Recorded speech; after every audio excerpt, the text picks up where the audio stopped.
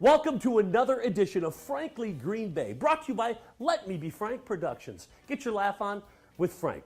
Today I got one of my boyhood idols. Well, he's not that much older than me, but he was my idol. Ladies and gentlemen, former Packer Chester Marcol.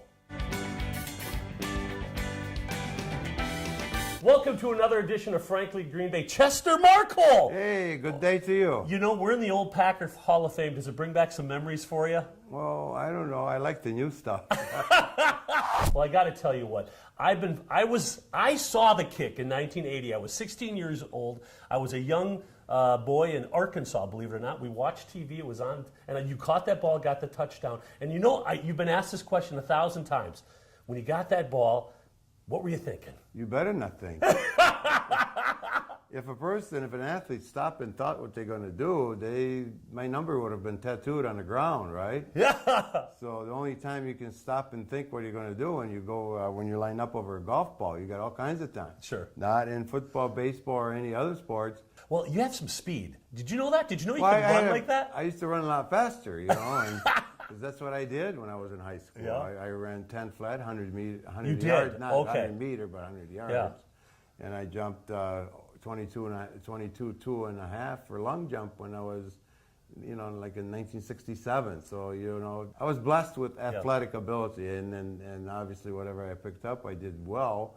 However, football was what I did very well because, my talent in playing soccer. Let's talk about your book where you've decided to talk about everything.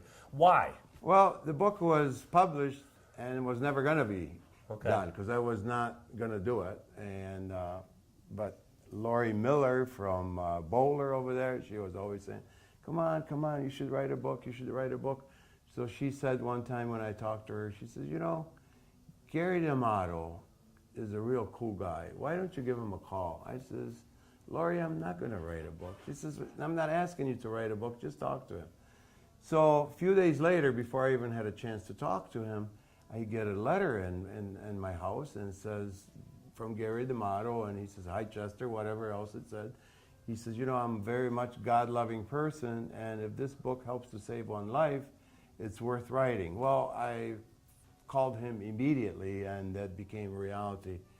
Not only the printing and publishing of the book, but also to save lives. Well, I got the book. I'm reading it right now. I got through a little bit of it. And if you want a copy of the book, Chester's going to be signing. Chester Marcol will be signing at, it's called St. Norbert Day at the Walter Theater. That's September 16th. I'm going to be there during the day doing a little interview, too, with Chester. And they're showing the movie Cheeseheads. Starts at 10 a.m. It's free to everyone.